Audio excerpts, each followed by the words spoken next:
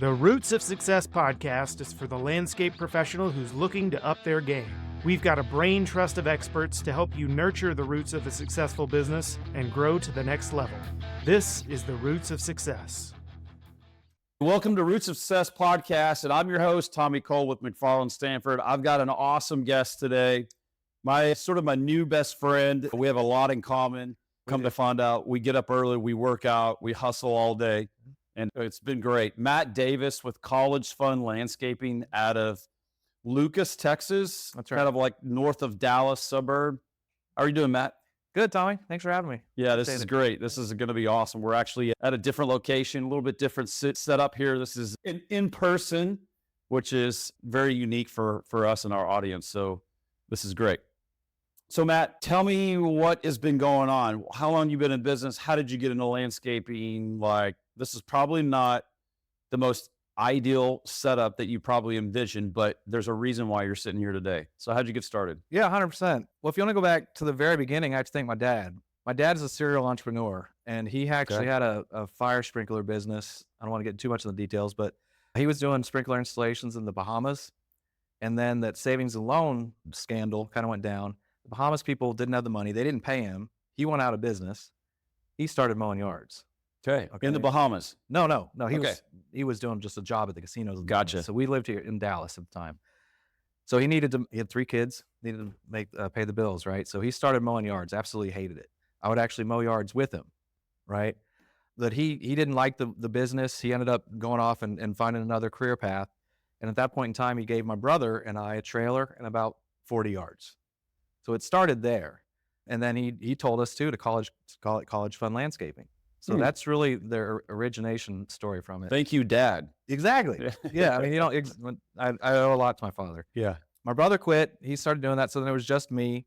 We didn't have a lot of money at the time. So I continued to do it, wanted to go to college. I went to University of North Texas. Yep. Paid my way through school doing that. So then decided to make a career out of it. And then we still had the name. And so we started giving away scholarships. So it's stuck with us ever since. So you started the company and named it College Fund Landscaping. That's very unique in this world.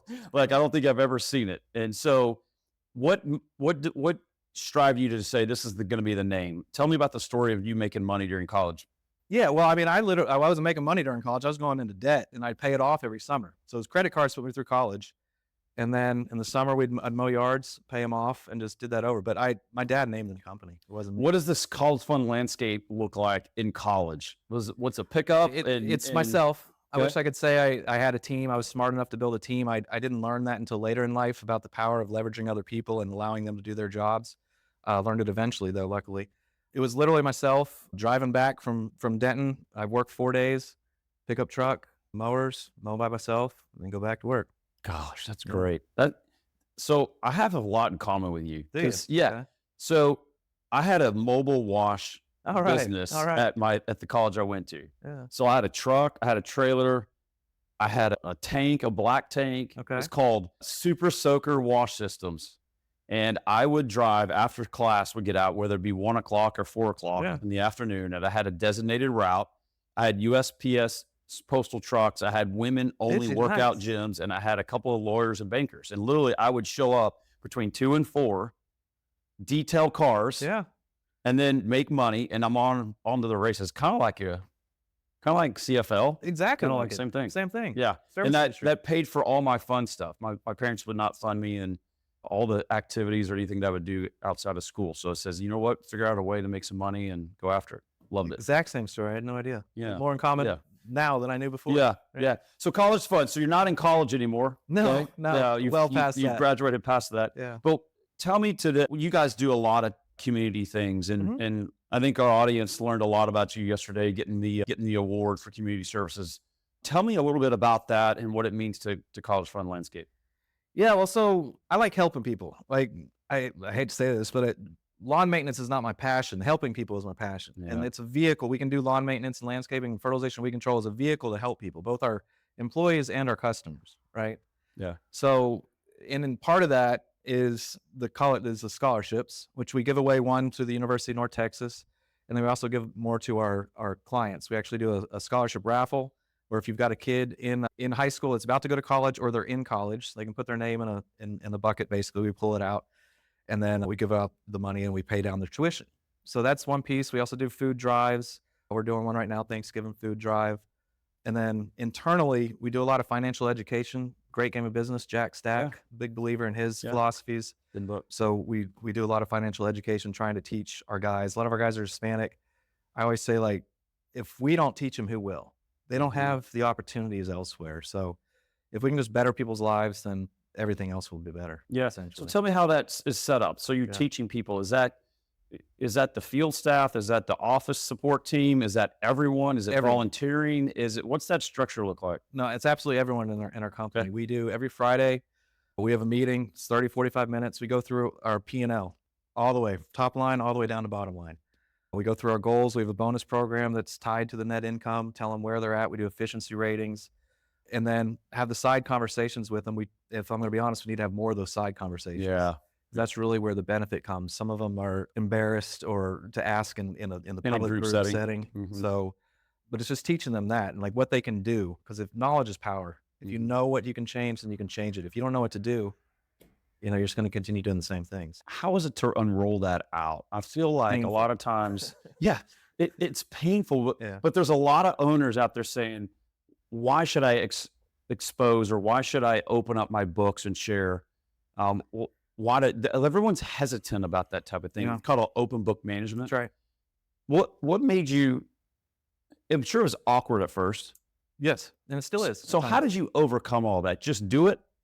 Belief in what the common good is, and yes, just do it. And I didn't make the decision right away. I read Great Game of Business probably 6 or 7 years ago, and it took me 4 years after that to really comprehend, actually do it. Mm-hmm. And I have to give the credit to my leadership team who gave me the confidence to do it. Without them and their support, I wouldn't be able to actually do it. And they back it, they believe in it, and so they're doing a lot of the work. Right. What are some results because people have knowledge about open book? I mean, it's very simple. It's revenue, it's gross profit, it's net profit. They can see what's going into the expenses. They see how they can adjust the labor and the materials and the subs. Right. What is the conversations like now for what it was before all of that? Well, we're only a year and a half into full open book management. So we're still learning and growing and adapting. But one story I can tell that I always think is funny is we were doing a celebration. We hit our numbers, and we were at a pool hall, and we were all playing pool and drinking beer and eating hamburgers. And one of my workers, it's like, "Hey, Matt, come here." I was like, "What's going on, Solomon?" He's like, "How much money are we spending here? We got to keep this money in the company." I'm like, "Guys, we're having a party." They're like, he's worried about the party budget because he knew it was going to come down. And I explained to him, it made me learn. I was like, I guess I should explain this before we do it. Like, this isn't coming out of your bonus, right? Because we did an upsell game, and that's what it was. And we got the amount of upsales was funded by the game paid for it, essentially. Yeah. So that was just a fun story. I always laugh about. Just an awareness is actually really key. 100%. I think an awareness of understanding what it means. And that's actually a good question for him to ask. Yes. I mean, it's so right. What about this or what about that? And when you have the knowledge of those types of issues or things to learn about along the way, whether it's a new mower that got broke or whether you want to invest in something else, well, hold on, what's the reason behind it? I mean, how we learned was managed by the alignum. That ism has stuck from years and years and years. It's not the total budget of $10,000. Mm-hmm. It's each line item that gets to the 10,000, and you need to beat the budget on all those line items. They're called managed by the line item. Super successful. So whether you've got trees and shrubs, you can't combine the total value of those. It's every single line item in the estimate. Crazy story, but long before we had really good software programs right now, like all these great ones, but we would sit with an estimate in our director of finance person, and he would go through line item by line item to say, here's the cost that you've hit every line. Here's what you should bill and all that. I'm like, oh my God, this is like insane, but literally managing every single item of an estimate and an invoice. Every dollar that goes out and comes in is the same. Yeah. Right. So you got to look at them. Yeah. So crazy story. So we never met. And then at some point you joined ACES, which was crazy. Yeah. And I'm like, there's a guy that I know here at Ace Discovery, which you joined in It's just March this year. This early this year. Crazy enough, he's my landscaper at the house. This is pretty awesome story. You might want to know like how we connected. But before that, I moved in a newer house 4 years ago to COVID. Yeah. And I said, I need to continue on with my landscaper. But several years before that, probably 3 or 4 years, I looked up someone in my area and I said, I need to find someone. Right. I said, I don't need the chuck in a truck, but I need someone pretty decent. And I found College Fund Landscaping by Google. And I said, because of that name, something is attracted to me. And I picked up the phone and said, give me a quote. And I mean, I got an instant quote. Yeah, that's good. Then that's good. You're like, thank God. That's good, right? I hope so. That's what's supposed to happen, right? Yeah. And I was just attracted to the name. The website was great. The idea of the college fund, the scholarships, and something just simple. Take care of my yard. I'm kind of embarrassed telling people I need someone to take care of my yard, considering I'm the landscape guy. But time is very short with my kids and my family. I don't mow my own yard either. Yeah. Right? So it's a little, it's hard to swallow, but that's how I found Matt. And then Matt came to Discover. I'm like, oh my God, we had a lot in common. We sat at the hotel in New Orleans and we had breakfast and it was great. So that's how I found College Fund. But feel like, man, things sort of aligned up for us. Yeah, it was funny. When I remember reaching out, I sent an email to, I think, just whatever email boxes, McFarland, Stanford, and you responded. And you're like, you take care of my lawn. And I'm like, what? Yeah, it was funny. It came through the CRM. And it came through the general inbox and it said, Matt Davis, College Fund. I said, that's mine. I'm going to snag it. I'll run with it. And everyone's like, who is that, Mike? It's my landscape. When I met Michael in November, Michael Bosco too. Yeah. Not knowing he was a coach either. Yeah. Just through another network. And I actually went out to Michael's shop and we talked about open book management. Yeah. And I didn't know he was a coach either. So I guess it was all calling supposed to bring this. It's all a deal. It's cool. We hit it off at breakfast at the hotel in March and ice baths and vitamin supplements. That's where I'm going. You have no idea.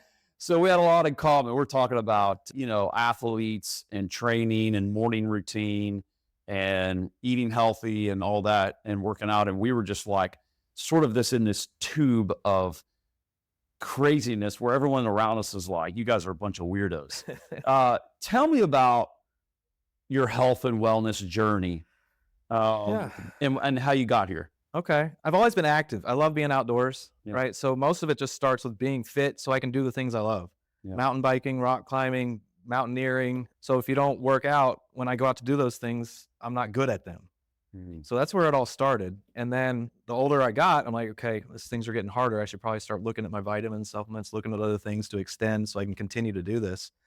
So, I mean, it's really just more about having fun. Mm-hmm. I wish it was more esoteric than that, but it's not. It's just having fun. I want to be able to do what I love to do. Yeah. I think my motivation is my 13-year-old son. I got to compete against him. I still got to whip his butt. So that's kind of my motivation to stay, strong and fit. Oh yeah, I hear you. I mean, I got a 4.5-year-old daughter and I want to keep up with her and run with her and be able to throw her and like lay on the floor and, do all the things, play airplane. Yeah. So 100%. What's your perfect day? My perfect day. So I don't, this is funny. I don't like mornings. I'm not a morning person. Okay. But I know my perfect day includes forcing myself to get up and do my workout because everything else is better after that. Yeah. If I do my workout and I do my meditation, I do my journaling, I'm better with my team. I'm better with my wife. I'm better with my kid. I'm more patient. I'm more balanced. So first thing I have to do every morning is do something I don't want to do. I don't want to get up and do hard things. Well, just getting up for me and starting early. Yeah. And then so it's getting up, starting early. I do about 10 minutes of meditation, do whatever workout it is I'm doing that day. And then I typically go eat. While I eat, I'm doing this program called Unbeatable Mind, Mark Divine. If you somehow watch this, I love you. Let me take that note. It's great. Do his program, learn more about that, and then spend a little time with the family. Then I go to the office for a few hours, like take a break in the middle of the day, eat lunch. If I don't do that, my afternoon isn't as productive. So kind of a drag. Yeah. Mm-hmm. And then go out, ride my bike in the afternoon, do something outdoors, do for a hike, then evening time back with the family. It's great to have a strong mental aspect of it. I mean, the day-to-day grind as an entrepreneur, business owner, leader, high-ranking officer thing is to be strong mentally and physically. I believe that wholeheartedly, and it keeps you sharp. It keeps you intact, and it's either I'm going 100 miles an hour, or my pillow is slammed on my head is slammed on a pillow. But there's now times where I've got to slow down, I've got to take it easy, I've got to sort of reset. One of my mentors told me one day, he said, "Man, there's a portion of your day where you have to stop and mentally sort of recharge." And I'm like, I don't know what that is. And you have to stop. And if it's 20 minutes in the afternoon to kind of reset. I work better afterwards. Like and I used to charge all the way through a lot, but the production and the quality of thought wasn't as good. So by taking that little break in the middle of the day, it makes my afternoons better. Yeah. That's an ideal, work day. Ideal family day would just be going out on a hike or doing something else. Great. Speaking of family and hike, you made this bold move. Yeah. Oh yeah. I was like, which one? I wasn't sure which one you talking. This bold move of moving out of state and still having the business. That's right. And I think it's awesome. I think it's fascinating. And I think it shows that you have the ability to manage from afar. So the company's in the North Dallas region, and you have moved to the beautiful Crested Butte, Colorado, one of my most favorite cities. I love it. Yeah. And tell me, let's back up. How did you get to the point where you can move away? Because most owners, them, they're very, very hands-on. Right. Okay. So how did you get your team built to get to where you are now? It's a long story. Learning from mistakes at first. I mean, my biggest mistake early in my career was thinking I had to do everything. And that stagnated our growth substantially. And if I didn't think I could do everything, I wouldn't think, okay, well, I can pay somebody X dollars to do it. I was like, no, I need to do it myself, trying to save that extra money. So when I finally realized that if you put somebody in a position, clearly define their role and let them do it and kind of get out of their way and guide them when they need it, that you can go a lot faster, and then you can start focusing on other things. So when I learned that, it took to the next level. It's like, well, I'm probably not needed here physically. Right? And we have Zoom. I mean, COVID changed the world, right? Without COVID, I probably wouldn't be moved away because I understand that, all the technology can let you do those things. But it's those lessons I learned early that allowed me to make the decisions now that it is okay. So what does the org chart look like? I believe you've got some key managers that sort of run the day-to-day. What does that look like? Yeah, well, I mean, that's the other piece. Without the key managers, I couldn't do it. Yeah. If you don't have the team, you can't do it. But I've got a general manager and then departmental managers, a sales manager, maintenance manager, and a fertilization weed control manager. And then the maintenance manager's got a sub-field supervisor. The sales manager's got customer services under there, and fertilization manager's got his fert techs, and he's actually also selling enhancement work too. Yeah. But they own their roles, and they're very clearly defined. So music to my ears as a coach. Yeah. Define the roles, define the responsibilities. I'm sure you've got KPIs of some sort. What are those? If I'm to be honest, I think we have too many. I want to narrow it down, but I'm arguing with my leadership team. They like all of it. I want to kind of shrink it down. We obviously track revenue. We track efficiency. I mean, it's the main ones: revenue, efficiency numbers, where our leads are, work estimates out, like for our enhancement work. How many our backlog of work? The basic ones in the landscape industry. Nothing. We don't do anything that I don't think is abnormal. There. So, as you're working from Crested Butte, is there like a dashboard, or is it something that you're watching? It's kind of like driving a car, right? So I can't physically see things in operation. I know crews are getting out, they're producing work. How does that work? Well, we do EOS, right? And so that's another thing that without that, I probably wouldn't be here. There's a lot to the systems that we put into place. So in EOS, there's a software called 90. So we follow that. That's got all our KPIs on there. We use service autopilot. So if I want to jump in and look at the dispatch board, I can. I don't do that anymore because, they make the decisions on that. I just look at the numbers, the financials. We go over the financials every week. The financials will tell you, it is a little lagging. That's the only problem with studying the financials is it's a lagging indicator. But and I do a same page as my general manager every week. And then we do an L10 and EOS terms, a management meeting on Thursdays. So I've got a cadence regularly with the team. So I'm aware of everything I need to be aware of. Yeah. It's fascinating to see that you can run the business from another state. And it's almost like I want to challenge people, especially business owners, to look at it in that lens where we're always just used to touching something, in control of something at all times, whether it's the crews or the office staff or the marketing or the sales, and they have to touch it. But I think COVID taught us a lesson, like you said. It's like, how do you manage a team if you're not there? So what are some people that are, say an owner is there, a medium-sized company, and they want to get to that level of, quote, maybe not move out of the way to another state, but like, how do they get into that next step and get the team to rise up? That's a pretty easy one. And in my opinion, I travel a lot, and I've always traveled a lot. So I've always gone away from my company frequently. So they're used to me not. So that was like almost like a test run each time. That's exactly where I was going to go. Okay. So when you do travel, go travel. Do not check in. Like, things aren't going to happen that are so bad that you're going to be out of business. Come back and have the list of things that went wrong or what the decisions they made, and you can sit down with your team and talk about it. And then figure out what decisions they made. Let them make the decisions. It might be the right decision, it might be the wrong decision. If it's the wrong decision, let's talk about why you made it and how we can maybe think about a different decision next time. But those little micro vacations allow the team to kind of, what I realize is I'm not as important as I think I am. Yeah.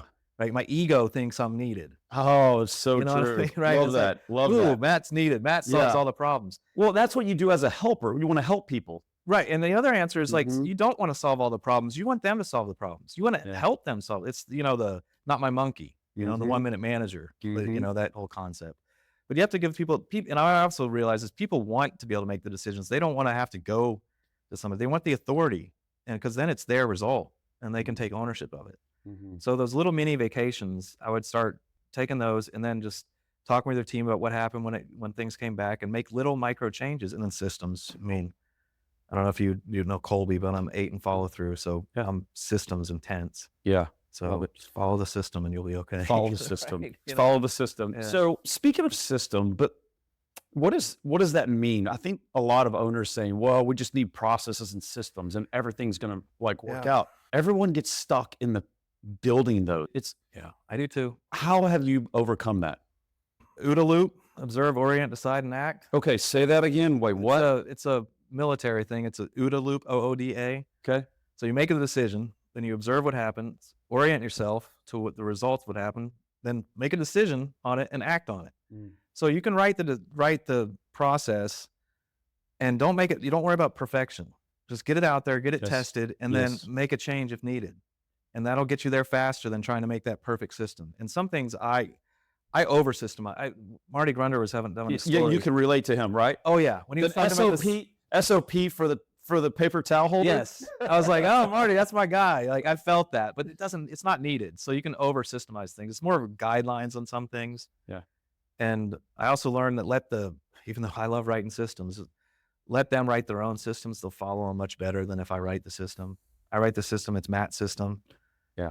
If they write it, then it's going to be followed a lot more. It sounds like it's an empowerment of the team. 100%. 100% empowerment. Yeah. If you want to hire A players, you got to act like an A team and let that A player They don't want to be handcuffed. Yeah. And they see not being able to do their own stuff or having to go to you to make a decision as handcuffs. And people who have high drive don't want to be handcuffed. And you need those people in your organization. Right. What do you say to the people that are like, well, what if I had the bide hire? What happens? I've had bide hires, so what? Move on. Yeah. Move on. What did you learn? Yeah, exactly. What did you learn? Yeah. Were there any red flags that you saw that in hindsight, oh, I should have asked this question? Just move on. So what? It happened. Yeah. Some of the most successful people, I'd say every successful person has had a bad hire. Yeah. 100%. Every person. And multiple bad hires. And move on. More than one. Yeah. Short-term memory. Found that stat when my son's in baseball, highly competitive baseball. And it's like the most accomplished baseball players have the shortest memory. Yeah. Like struck out, move on. Triple, move on, right? It's done, move on. That's what landscape owners struggle with, and even managers is overthinking. Yeah. I like the baseball analogy too, because a great batter's, only gets on base makes a hit 1 out of 3 times. Yeah. That's a great batter. Yeah. So they're failing 2 out of 3 times. Yeah. So just don't worry about it. And you can be a professional and make a ton of money. Yeah. Right. I mean, it's just, you learn from everything. If you want to, Yeah. if you look for the learning, there's learning in everything. Yeah. That's a good story. So what about this industry we're in, landscape industry? What do you feel about? What's the future of it? How do you feel? What's your take? Man, I don't know what the future of it is. I should probably think about it more, but I just look centrally about what I can do for my team. That's the future I think about, and how I can educate my team. I mean, I've got a robotic mower at my house, testing that out. Okay. So I am thinking about those things. I wish I should probably spend more time thinking about the industry long term. Yeah. But What's the future of College Fund Landscape like? we need to grow, and I want to get to a size where we can go ESOP. Even though it's in the conversation here with some other people, people either love it or hate it. Yeah. Right? Okay. So I'm in an extreme information gathering, but it goes back down to my desire to help people, and also why I'm here, why I was been able to move to Colorado. First started my father, teaching me hard work, give me those 40 yards, right?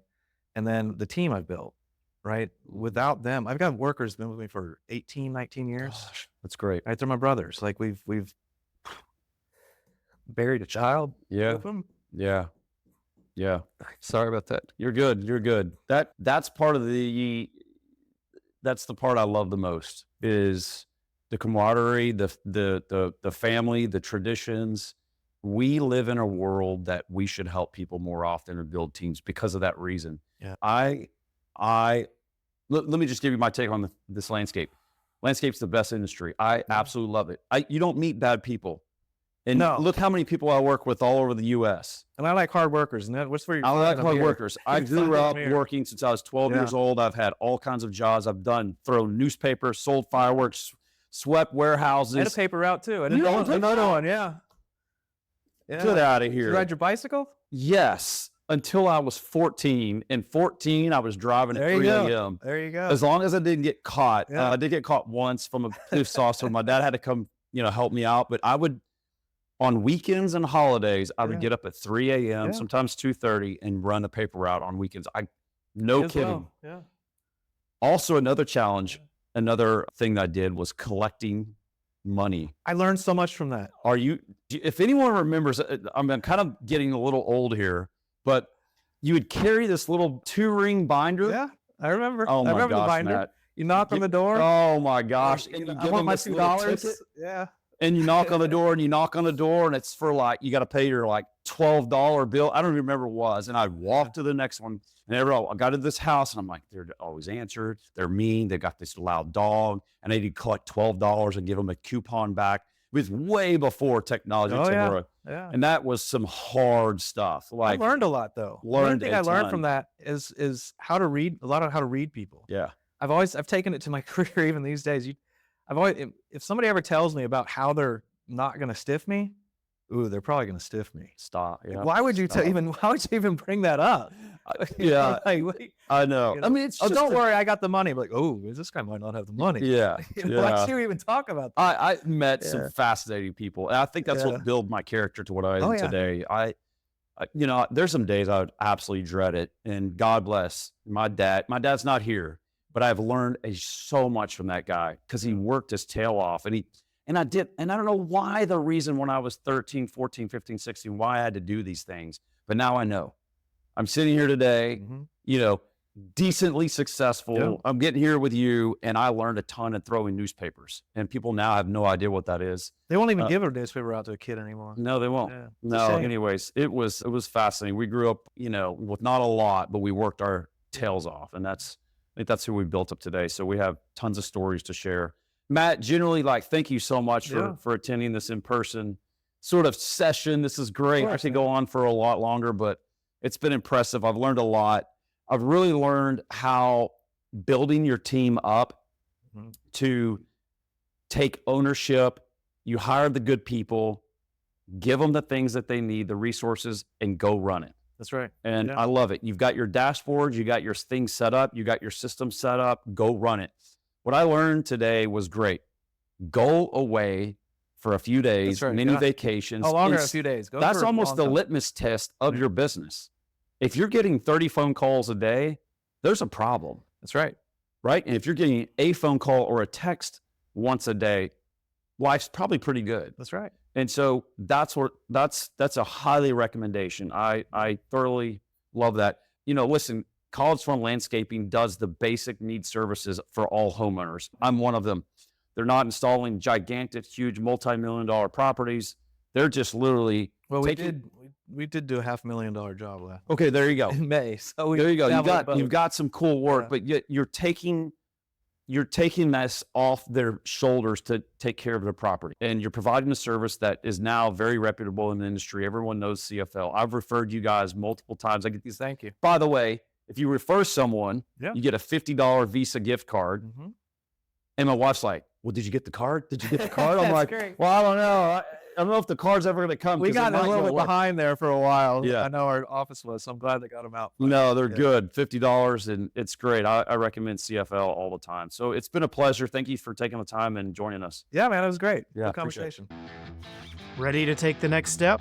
Download our free profitability scorecard to quickly create your own baseline financial assessment and uncover the fastest ways to improve your business. Just go to mcfarlandstanford.com/scorecard to get yours today. To learn more about McFarland Stanford, our best-in-class peer groups, and other services, go to our website at mcfarlandstanford.com, and don't forget to follow us on LinkedIn, Facebook, and Instagram. See you next time on The Roots of Success.